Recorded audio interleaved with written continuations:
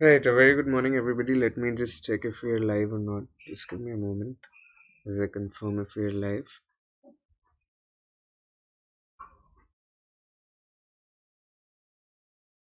Right, we are live. Okay, so today, the class is about making the reading comprehension easy for us to solve. Right, and how are we going to do that? Let's just quickly jump into it without further ado. Allow me to give you a quick introduction of the Unacademy platform, the Unacademy portal. Right. Unacademy is India's largest learning platform when it comes to learning for any kind of competitive exam, right? Or any kind of test preparation. This YouTube channel is particularly for management exams, exams such as your CAT, GMAT, NMAT, XAT, and the likes. I am Prankur Arora. I am going to be your instructor on this journey of learning. I am going to help you through various concepts pertaining to the verbal ability as well as the reading comprehension portions of these exams. Right. I've been in the learning industry for a better part of the last couple of years, wherein I've had the opportunity to even consult with different organizations such as Marico, BD India, Interglobe, PGCIL, FMC Corp, and the likes. I've consulted with all these organizations on different aspects of learning and development of their workforce. Right. So I come with that know how. I also published this book called It's Not Funny. It's Not Funny is a work of satirical fiction, right? So if you're fond of satire, if you're fond of comedy, if you're fond of dark humor, do check it out. It's available on Amazon. It even garnered glowing reviews from the likes of Biswapati Sarkar and Papa CJ, who are also great satirists in our country. I hold advanced certifications in facilitation from an American organization called Leadership Management International. LMI is perhaps the world's largest organization working in the space of transformational leadership, and I co founded the startup known as Thought Sutra. Thought Sutra is my endeavor to uplift the ecosystem of the creative arts in our country. So yeah, that's pretty much about me. Welcome aboard this journey of learning. There are quite a lot of features that add to the Unacademy advantage, you see. Some of those features include giving you access to daily live classes, where all kinds of interaction between the learners and the educator happens in real time, right? You can engage in discussions, ask questions, even the question answers, they're conducted in the form of live polls, right?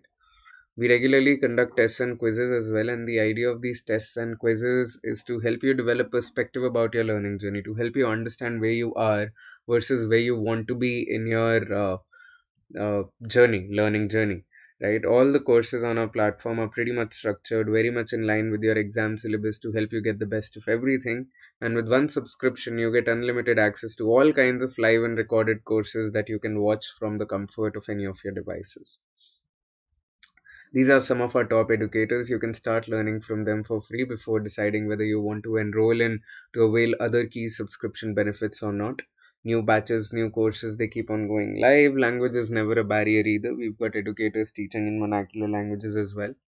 And the idea here is that all the question answers, they're conducted in the format of live polls on our platform, and that's another adrenaline rush altogether, because it helps you imbibe that competitive spirit, that it helps you be engaged, because understand that this is not physical learning anymore, right? It's virtual learning. So it's very imperative that we keep ourselves engaged, that we keep our focus right on the task at hand, and the live polls feature helps us do that.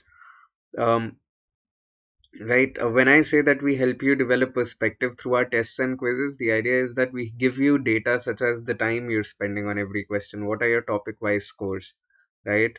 Stuff like that. Plus, you'll see that I'll be scribbling a lot of stuff on these class notes throughout the session. So, all these class notes, along with the educator annotations, they're made available to you once you subscribe to the platform. Talking of subscription, these are the various models.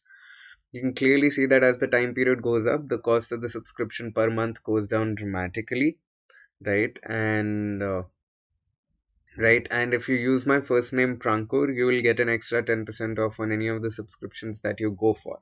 Right now, the idea is that if you're preparing for next year, I would highly recommend at least a 6 month or a 12-month journey. Why? Because see, give yourself the comfort of time. It's a huge undertaking preparing for any kind of examination when it comes to, any and every competitive exam in India. So give yourself the comfort of time, right? So at least go for a 6 month plan, right? That is what my advice would be.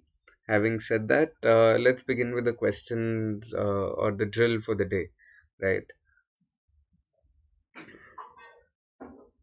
So today's class, as I said, is about reading comprehension, about making it easy for us.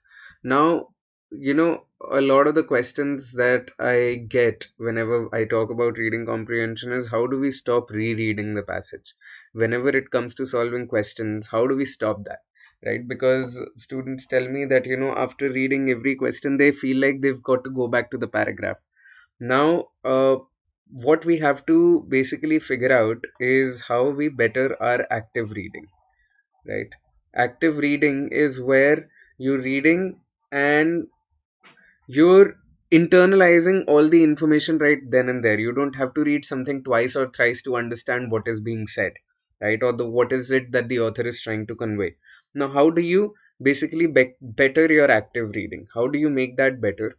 My advice every time to all of the people preparing for CAT is that after every paragraph, summarize the paragraph, right? Summarize the paragraph by figuring out what is the paragraph talking about, or how is the paragraph talking about, right? What is the paragraph talking about? How is the paragraph talking about them? And why is the paragraph talking about them? Right? What is it that the author is trying to say? How is the author saying it? And why is the author saying it? Right? Because when you internalize all of it, right, you won't have to go back to the passage again and again. You won't have to reread what is being said and again, because your mind is actively following that thread, right? Paragraph to paragraph, your mind is following that thread. Your mind is mapping all of the information so that when you look at a question, until and unless it is a retrieval question, you don't have to go back to the passage. अगर general question है, tone कैसी थी, या main point क्या है, purpose क्या है, if these are general questions, you won't have to go back to the passage. Retrieval question के लिए probably sometimes you might. Then again, if you've got that map, if you've got that thread, retrieval में भी you won't have to skim through the entire passage again, because तुम्हें पता होगा कि अच्छा second paragraph में ऑथर ने ये बोला था, थर्ड पैराग्राफ में ये बोला था, फर्स्ट पैराग्राफ में this is how the author introduce the protagonist और the idea. So then also, because you've already mapped it, you know what paragraph to hit. You don't have to skim through the entire comprehension again, right? And obviously, as we go forward, I'll teach you various rules that you have to keep note of whenever you're trying to solve a comprehension. But the idea essentially here is कि हमें अपनी active reading को improve करना है, ताकि हम लोग बार बार comprehension को ना रीड करें, राइट? एक्टिव रीडिंग इम्प्रूव होगी तो अपने आप चीज़ें ईजी होती जाएंगी. How do you improve active reading? Well, you do that by reading a lot. Right, and towards the end of the class I'll tell you how you can improve your reading skills, how you can basically make it very easy for you instead of having to pick up hard books and hard novels or even the editorial parts of the newspapers. I'll tell you how to improve the reading skills towards the end of the class. All right, first let's basically figure out how to work a passage.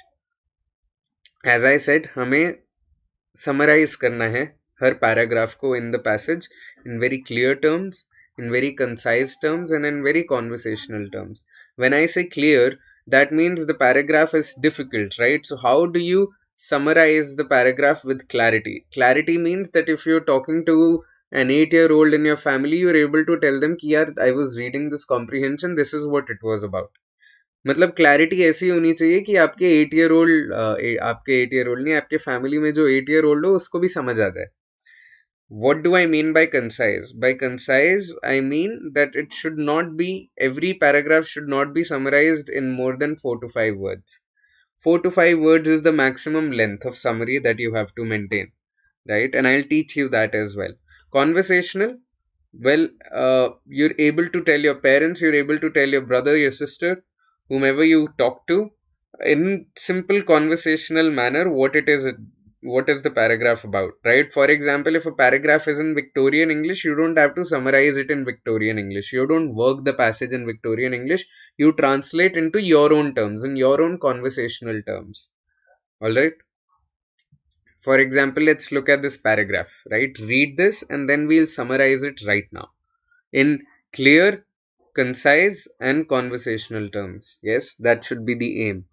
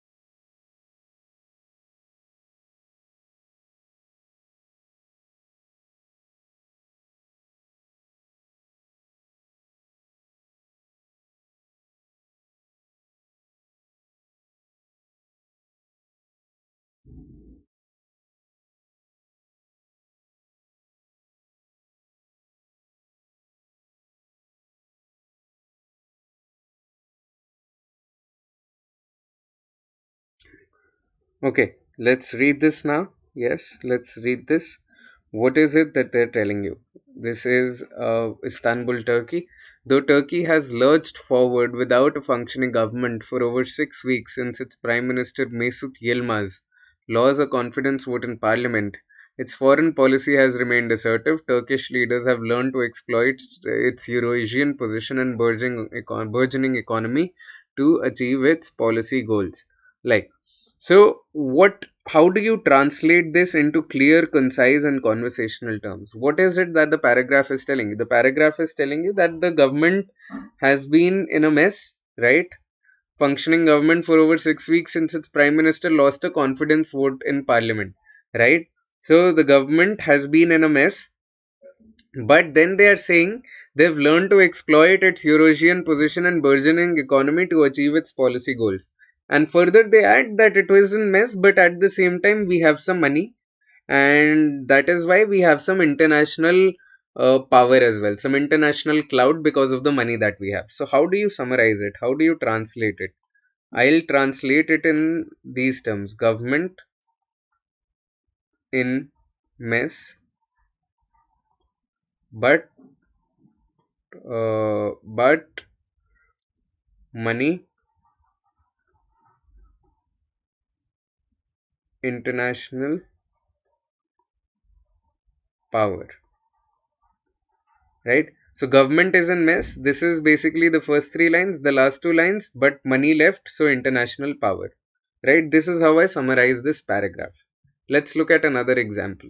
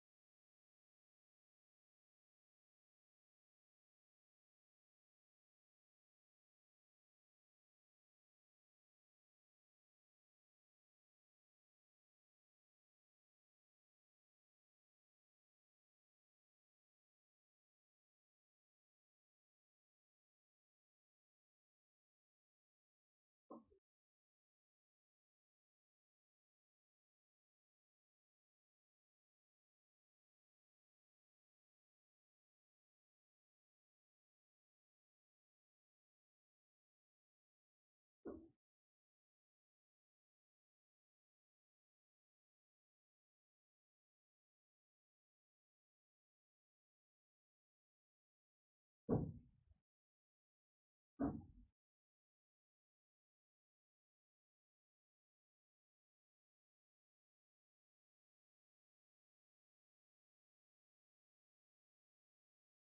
right, so let's look at this now.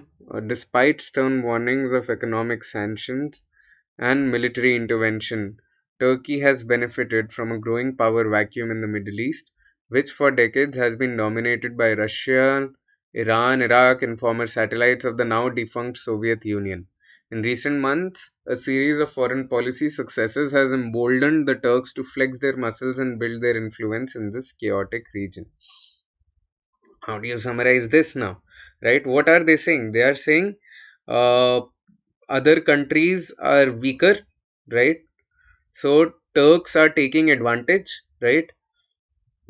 Look at this now. Turk has benefited from a growing power vacuum in the Middle East, right? So they are saying because other countries are weaker, Turkey has been taking a lot of advantage, capitalizing on this opportunity.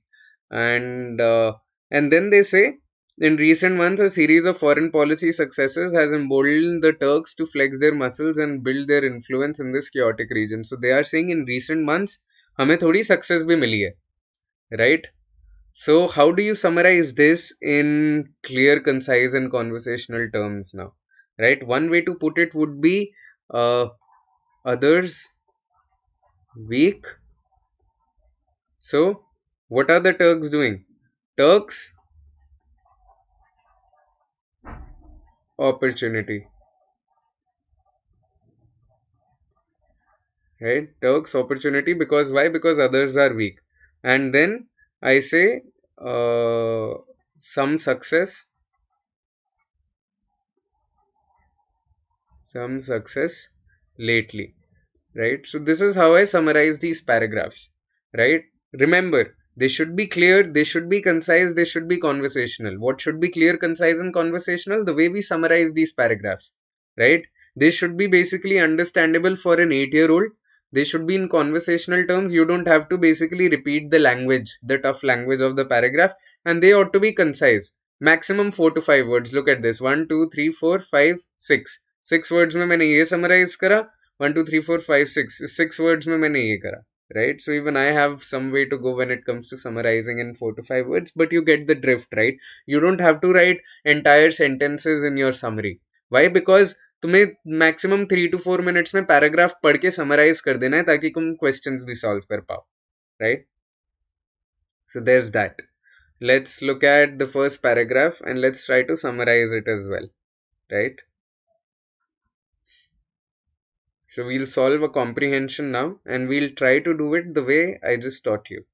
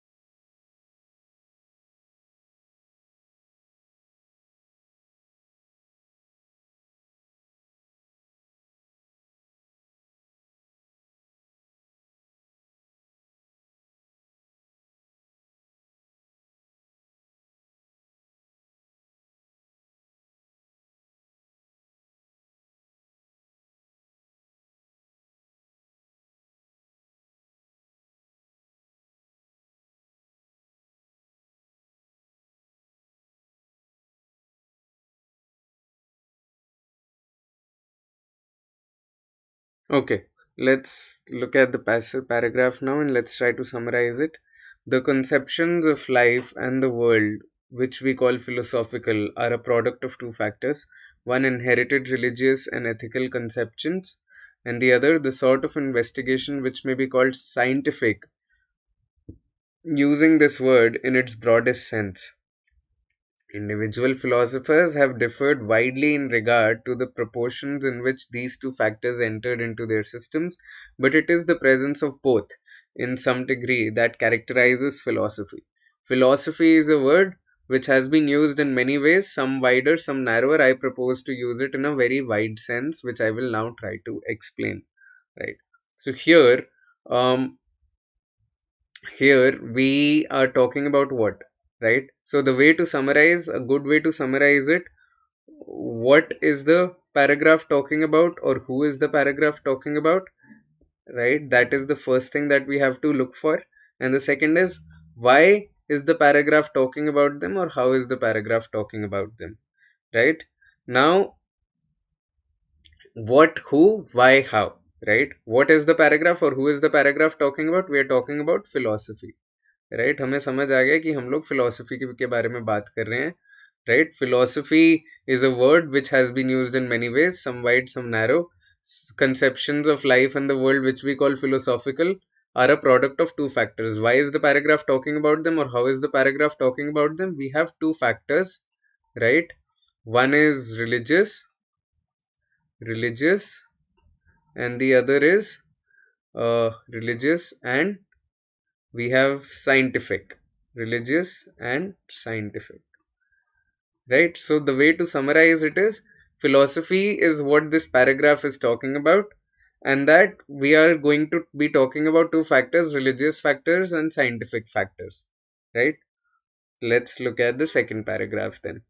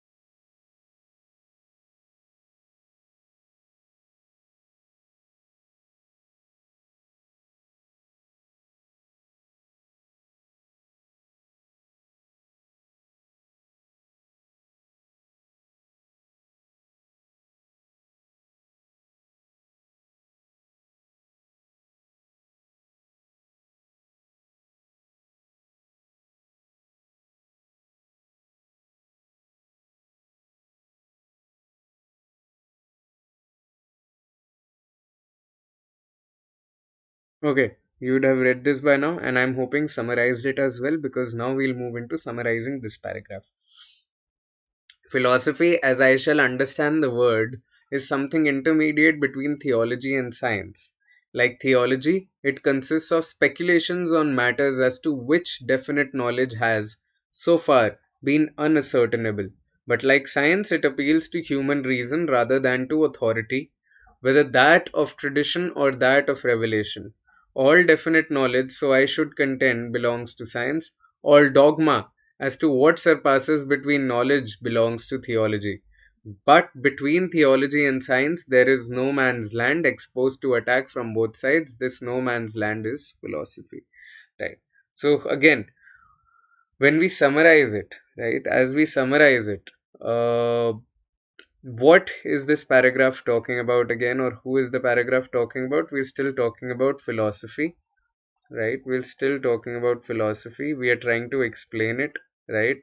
As I shall understand the word is something between intermediate theology and science. So we are trying to explain philosophy, right? What or who explaining philosophy, right? That is what this paragraph is about. And how are we explaining it? और why are we explaining it? How में basically ये आ जाएगा, we are talking about how it is the no man's land. No man's land between between theo between theology and science. This is how we're trying to explain it, right? So this paragraph tells us how philosophy exists between theology and science, right? It has some similarity with the theology, it has some similarity with science, right? इधर इन्होंने बोला कि like theology, it consists of speculations on matters as to which definite knowledge be has been unascertainable, but like science, it appeals to human reason. तो थोड़ी सी similarities theology के साथ भी है, science के साथ भी है, but effectively it exists between theology and science in this area which the author has defined as the no man's land. ठीक है, अब हम लोग फिलोसफी को ऐसे डिफाइन कर रहे हैं. Next paragraph, summarise this as well and then we'll study it.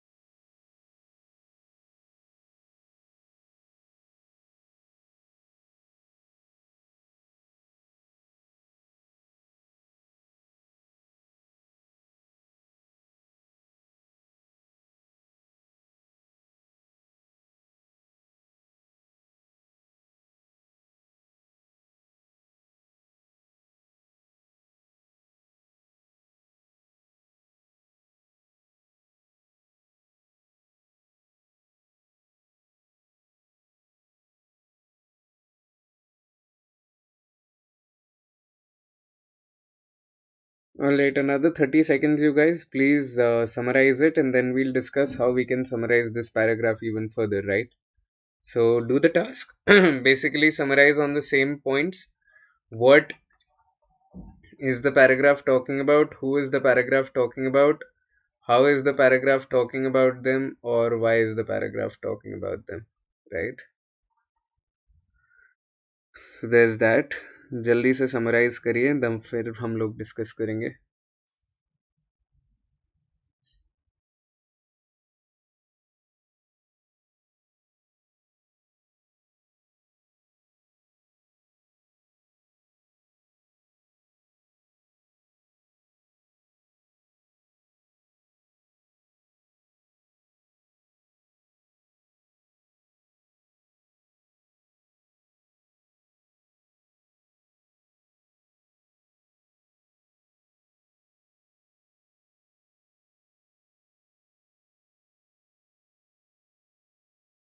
Okay, first let's read it quickly, right?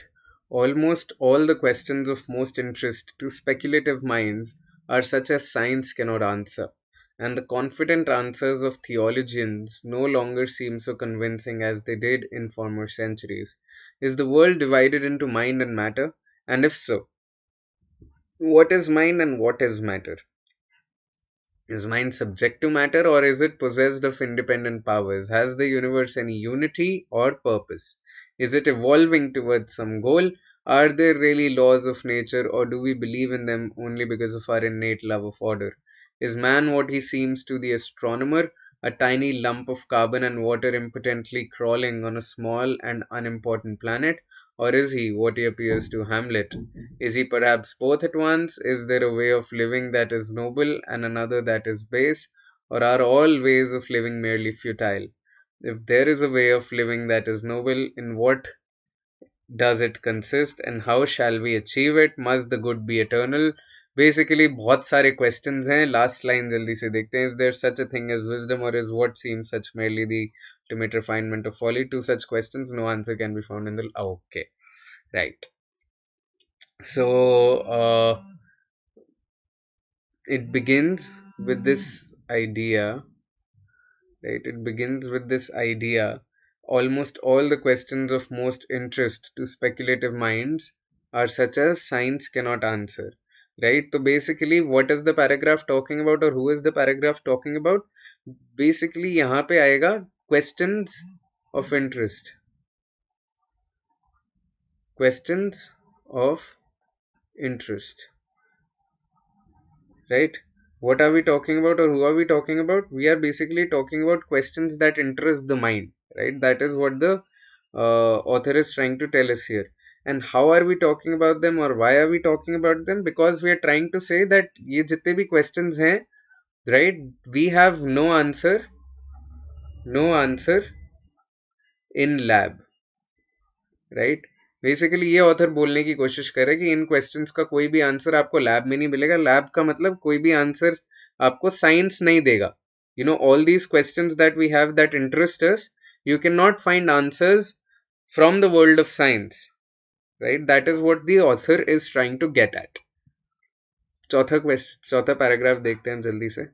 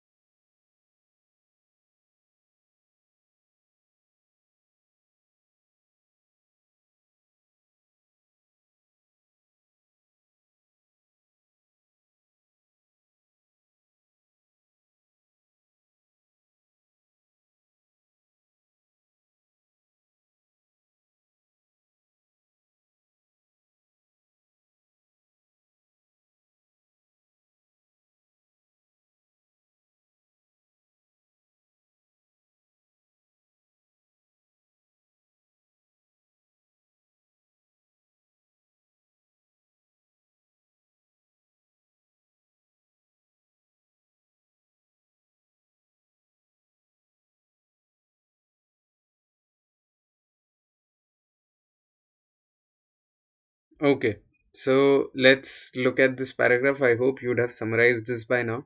What are we trying to get at? We are saying theologies have professed to give answers, right? We are saying theologies, they've professed to give answers all too definite, but their definiteness causes modern minds to view them with suspicion.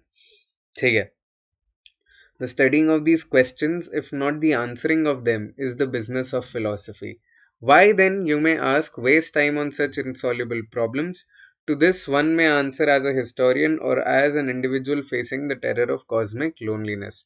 तो इसका subject क्या है? What are we trying to talk about here, or what is the author trying to talk about? Theologies have professed to give answers. Answers to what? We are basically still talking about the previous slide, all of these questions, right? So the subject remains the same. What are we talking about? The same as, you know, same questions के बारे में ही हम बात कर रहे हैं. पहले हमने बोला कि साइंस के पास कोई आंसर नहीं है. We have no answer for these questions in laboratory, right? So we are now basically discussing whether theology has answers or not. Same questions will be the subject, right? How are we talking about them, or why are we talking about them? We are trying to say here कि theology के पास answers हैं, but they are too strong. Theologies have too definite, all too definite, but their definiteness causes modern minds to view them with suspicion, right? Theology, sorry, just let me take an eraser. Yeah,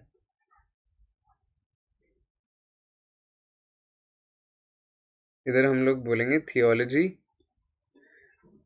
theology answers too strong, right, too definite, too strong answers.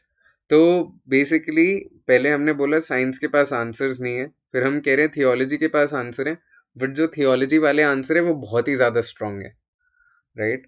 So that is why people view these answers with suspicion. This is a very operative word. Let's look at the next paragraph.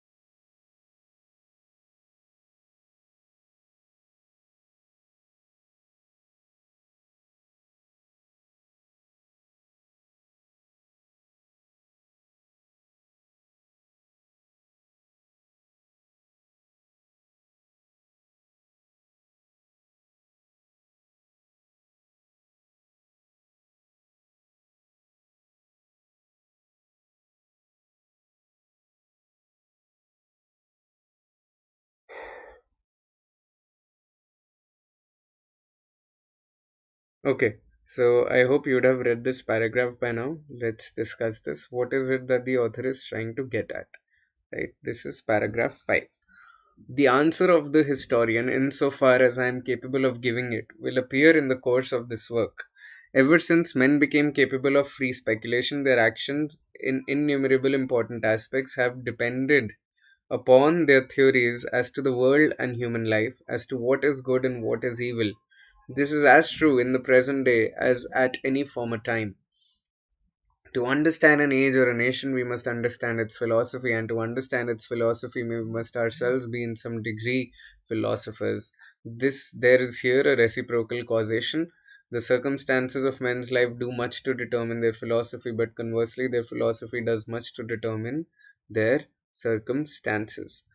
So, what is the subject here? What are we talking about, or who are we talking about? The subject here is essentially the historian, right? And not in the traditional sense. हम historian, इधर author historian के बारे में क्या कह रहे हैं? Here, historian is somebody who observes society in general, not the traditional historian, right? So, here they are saying historian as basically observer, right? Observer of society, observer of society. This is what the the subject of the paragraph would be from my point of view, right? And then how is the author talking about them, or why is the author talking about them, right? So here, how would be how would be you know understanding understanding people and society, people and society. That is what the author is basically getting at. How is the author talking about it? What is the main point here, right? This is as true in the present day as at any former time. To understand an age or a nation, we must understand its philosophy, and to understand its philosophy, we must ourselves be in some degree philosophers. There is a reciprocal causation. Circumstances determine philosophy, and conversely, philosophy determines circumstances. So understanding people and society is how author is talking about philosophy in this particular paragraph from the point of view of a historian, right?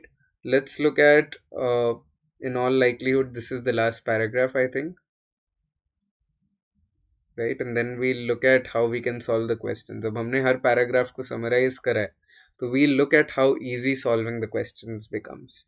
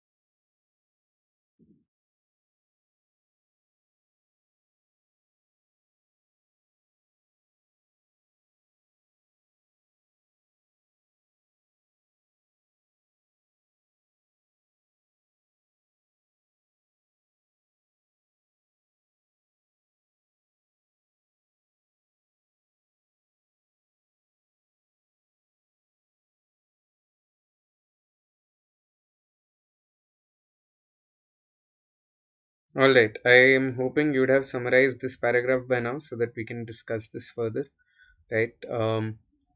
There is also, however, a more personal answer. Uh, Science tells us what we can know, but what we can know is little, and if we forget how much we cannot know, we may become insensitive to many things of very great importance. Theology, on the other hand, induces a dogmatic belief that we have knowledge, where in fact we have ignorance, and by doing so generates a kind of impertinent insolence towards the universe.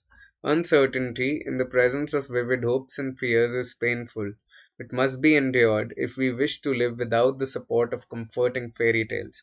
It is good either to forget the questions that philosophy asks, or to persuade ourselves that we have found indubitable answers to them. To teach how to live without certainty and yet without being paralyzed by hesitation is perhaps the chief thing that philosophy in our age can still do for those who study it. Right. So, what is the subject here? Right. The first line only tells us what the subject is. Right. Subject is basically personal answer. Personal answer. To what question are we talking about? To the question of why we should study philosophy, right? Right, so we are talking about philosophy. Pura passage is talking about philosophy. So what is this personal answer? A more personal answer to as to why we should be spending time on philosophy, or why basically study philosophy, why understand philosophy, right? That is what this paragraph is about. And why should we be doing it, or how should we be doing it? Here the author tells us about how, uh, you know how philosophy basically, look at this, philosophy philosophy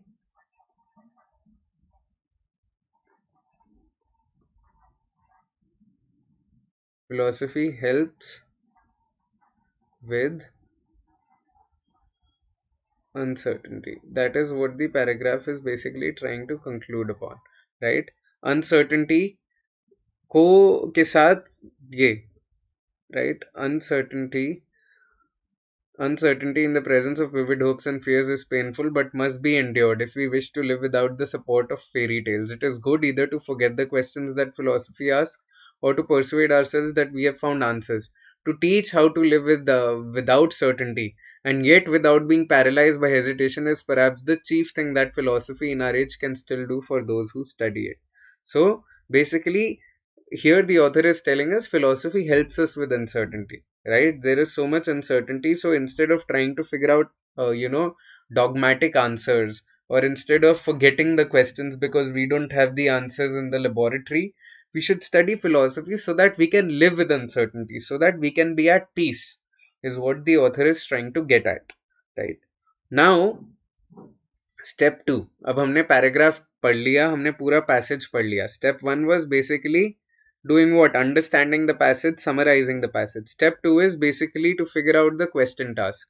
What is the subject of the question? What is the task of the question? Right? This is very important. Right? So, and then we follow step 3, which is the process of elimination, which is find info that addresses the task of the question and then follow the process of elimination. अब मैं subject और task को break down करूंगा पहले question के साथ. ठीक है, बस एक second.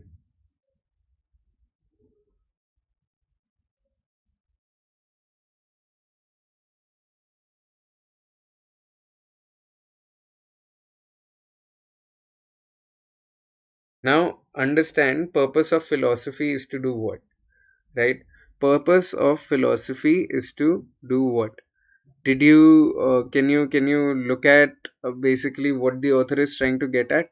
Purpose of philosophy, right? Purpose of philosophy means why, uh, why did the author write it? Why did the author write about philosophy?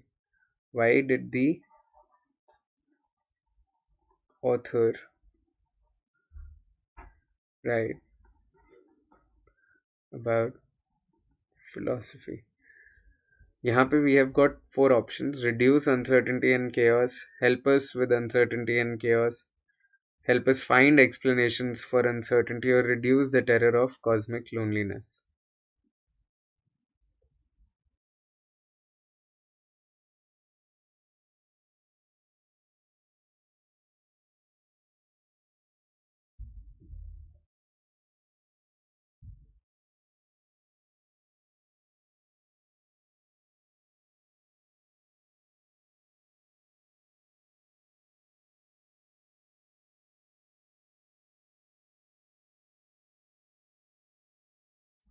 तो हमें पता है subject of the question is philosophy.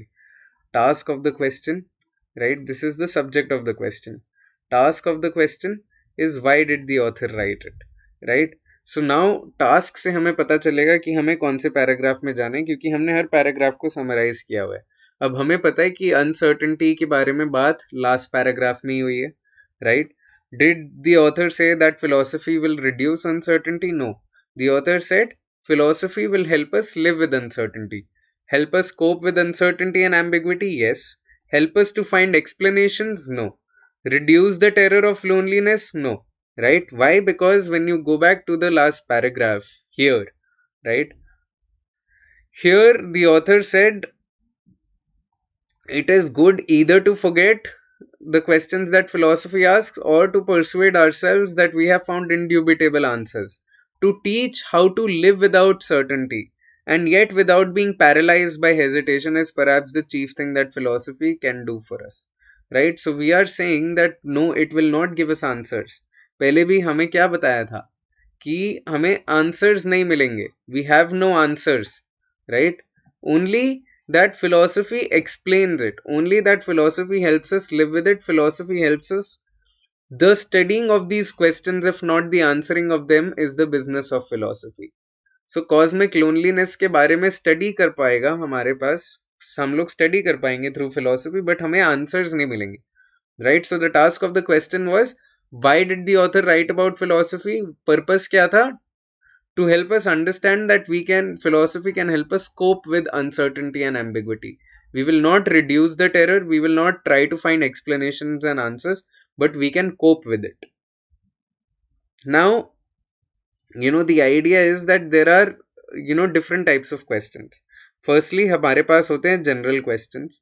General questions में होता है कि primary purpose क्या था, राइट? जो हमने पिछला करा. मेन आइडिया क्या होता है, स्ट्रक्चर क्या होता है पैराग्राफ का या पैसेज का, या टोन क्या होता है, right? So main idea is again main idea is probably main idea helps us, basically zero in on what the passage was about.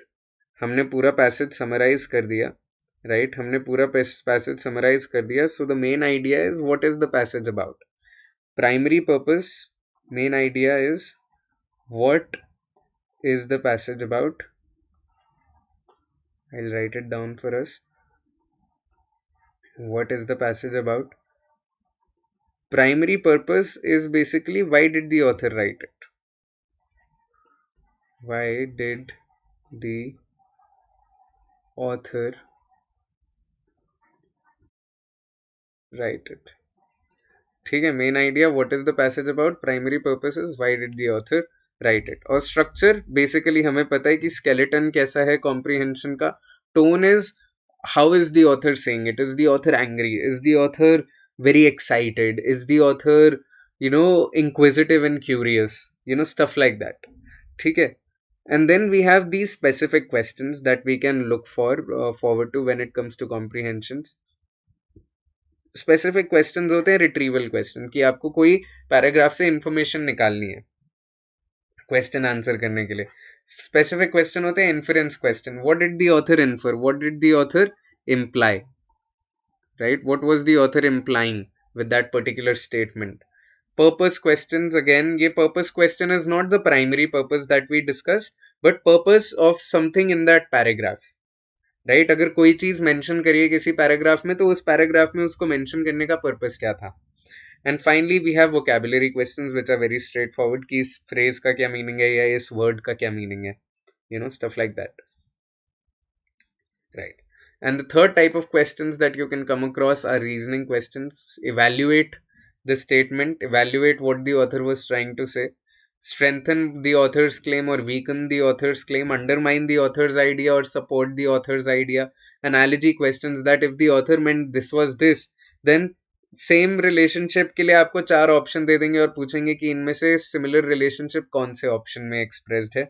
And then are assumption questions, wherein you have to construct the author's argument, that this is what the author said, this is what the author concluded, what did the author assume there.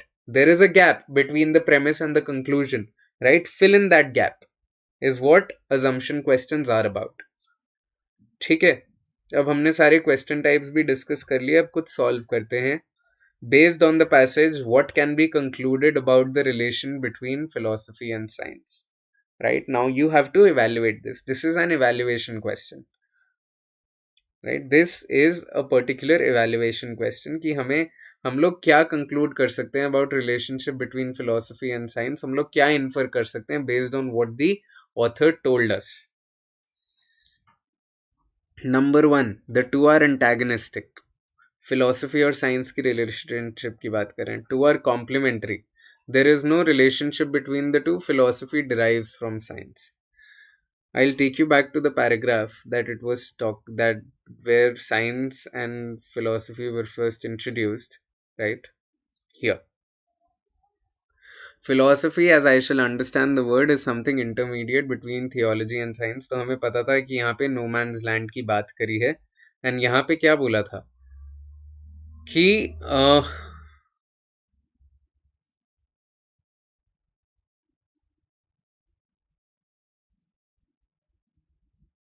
but like science, it appeals to human reason rather than to authority, whether that of tradition or that of revelation. So there were some similarities, but at the same time they said कि between theology and science there is a no man's land exposed to attack from both sides. And then there was this idea that जितने भी philosophy के questions हैं उनके answers हमें laboratory में नहीं मिल सकते. Science does not give us answers to all the questions that a curious mind would ask. Right? That is what the author was saying. So are the two antagonistic? No, because they have some similarities, so we cannot say that they were antagonistic. Are the two complementary? Probably. See, if this is science, right? I'll take another color. This is this is philosophy, right? This is the no man's land. and then I'll take another color to draw the bubble of theology. Perhaps, I don't know whether green will be visible or not, so let me go with black, right? And then there's theology, right? So here we have different sets, right? Here we have different sets. तो ये जो science और philosophy की similarity है और philosophy और theology की similarity है, so here this is the no man's land, this is the no man's land that they talked about. And we can clearly see that if this is the set, right, because philosophy and science have some similarities and philosophy and theology also has some similarities, but there is the no man's land which philosophy occupies, right? Then there is no relationship between the two is incorrect, because there is some relationship, they have some similarities. Philosophy derives from science? No, it does not derive from science, it is a no man's land, but it has some similarities with science. So the only viable option is option 2, that the two are complementary in nature. What are the two? The two are complementary in nature, right? Hope you understood this. So let's look at another question.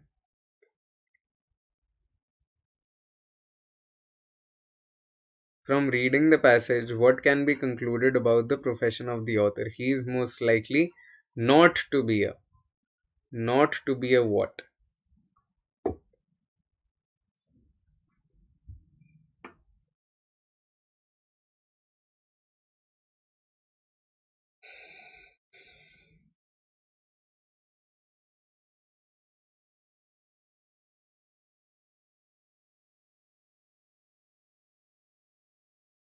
Is he most likely not to be a historian? Is he historian to था ना? He talked about the point of view of a historian. So basically historian हो सकता है. Philosophy की बात कर रहे हैं तो philosopher बिल्कुल हो सकता है. Philosopher बिल्कुल हो सकता है. Then we have scientist and theologian. Now between the two, the author was more, uh, you know, the tone of the author when the author was talking about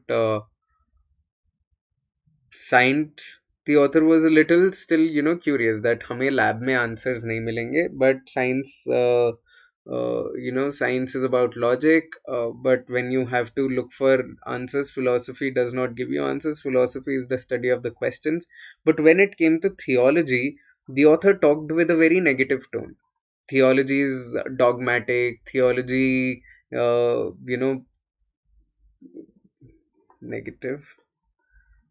Theology is dogmatic. When it comes to theology, the idea is that you become insensitive because you have dogmatic beliefs, and because there is a lot of ignorance, and that is why people don't trust the answers of theology anymore, right? You view the answers with suspicion. So here the tone of the author is a little negative, and that is why it looks like he's most likely not to be a theologian, right? So this looks to be the viable answer between scientist and theology. Scientist could still be a possibility because the author is saying कि science इन चीज़ों के answer नहीं देता है, but theology के बारे में बहुत ही negative tone थी, इसलिए हम we can probably conclude that the author was could not have been a theologian.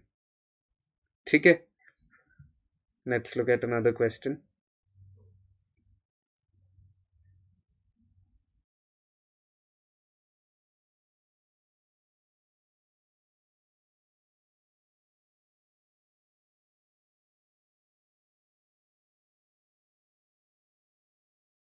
According to the author, which of the following statements about the nature of the universe must be definitely true? Must be definitely true.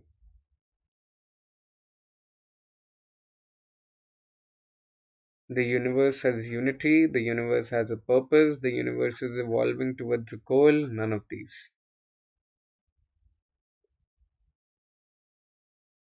Does the universe have unity? Does the universe have purpose? Is the universe evolving towards a goal, or none of these? Let's take you back to the passage again.